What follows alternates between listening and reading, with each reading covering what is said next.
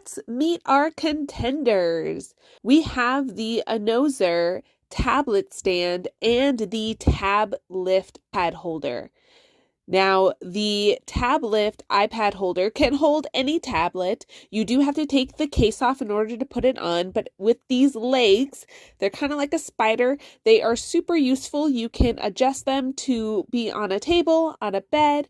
You can even use them to grab and wrap around an object. So if you're wanting to have it a little bit further away from you, you can wrap it around a chair. It works so nice for if you're wanting to watch any videos or do any conference calls. Now, the Asus tablet stand can be used on the bed as long as you have a bed tray. It is super compact and so it is easy to store. I really appreciate it because if I'm working on my laptop, I can set it up right next to it. I can watch something, do some work.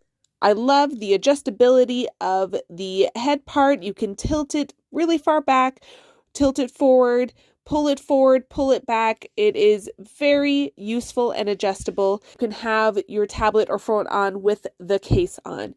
Both of these tablet stands are absolutely great options depending on your preferences. The choice is completely yours, but take a look at these. They are great.